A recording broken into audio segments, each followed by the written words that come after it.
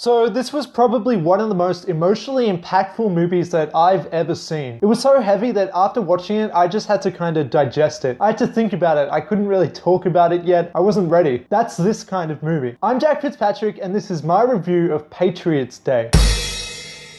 So if you didn't know about what Patriots Day is about, it's basically the recount of the Boston Marathon bombing, which is obviously quite a tragic event that happened just a couple of years ago. In fact, it was quite recent. And in fact, this is something that some people have had problems with. You know, people have been saying that it's a bit too soon, it's a bit too recent. If you haven't seen the movie and these are your worries, well, I'd say put them to rest, because Patriots Day tells its story very respectfully. Speaking of the plot though, I should probably explain that this movie is made up of a few different stories, which are all combined to tell one. This means that there's lots of characters and there's not really one central character. Mark Wahlberg's character would probably be considered the main protagonist, but really the central focus in this movie is the event, the bombing, and everything that happens before and after this. And Mark Wahlberg's character more so just played as this kind of connection to bring the different stories together into one. Anyway, now that I have that out of the way, I just have to say that Patriots Day is hauntingly realistic. You know, during it we saw real people, we saw real events. There was no glorifying anything, and this was far from a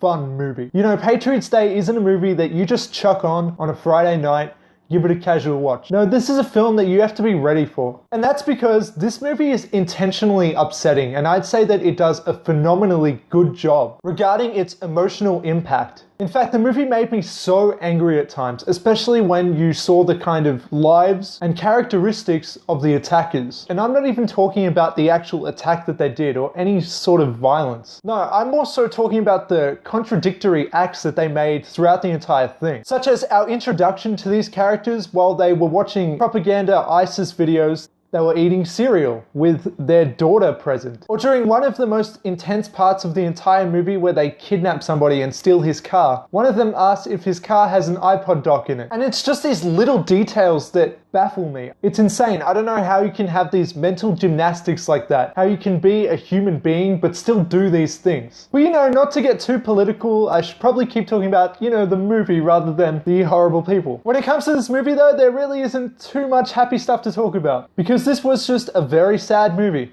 There's no way around that. And something that really highlighted this, but I thought was done fantastically, was that it wasn't shy regarding showing the more gory details behind the repercussions of something as catastrophic as a bomb. But I'd say that the movie never went overboard with its graphic visuals. However, with the context behind it all and the fact that this was based on something that actually happened, it made it so the imagery could be considered quite sickening. And regarding this, I just have to talk about how sickening I found it to be. It was much more upsetting than anything like Saw or the equivalent kind of horror movie like that, and that's because it was based on something that really happened. This actually happened. And in a way, it doesn't even really make sense to me. I don't know who would do this. And what makes it even worse is that one of the attackers was basically just a kid. He was about my age. That's insane. I don't know how somebody living in the same kind of time and in a similar kind of life could lead such a different path. I don't know how they could come to the conclusions that this is the right choice to make. Like, the violence was just so pointless.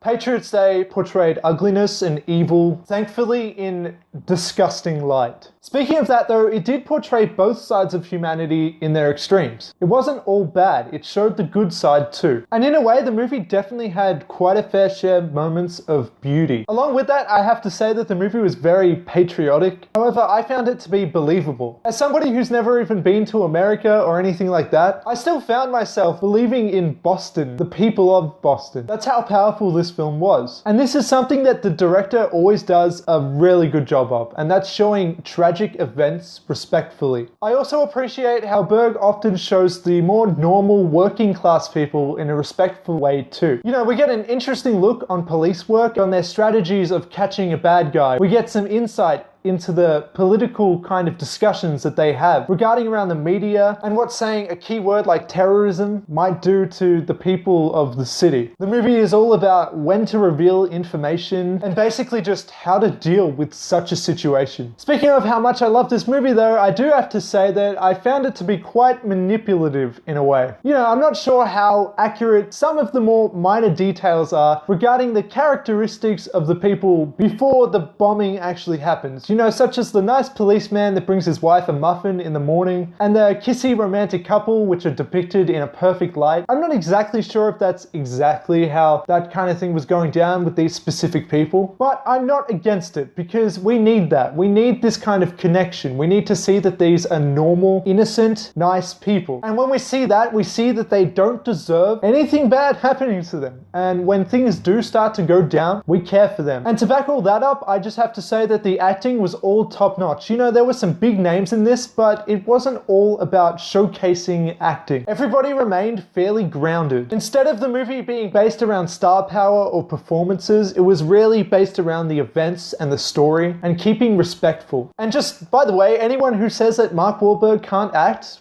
watch this movie. And one of my favorite aspects for this movie overall is that it shows intensity fucking fantastically. I already spoke about that scene where they kidnap somebody and steal his car, but I just have to say that that is one of the most intense scenes that I've seen in quite a long time. And there was also this just fantastic scene which was a gun battle in the streets of Boston. And during this, the camera work was so grounded and it just felt very real and it really put you in that situation. Seriously, scenes like this is what I love. But yeah, Patriots Day was fantastic. Patriots Day was kind of sickening.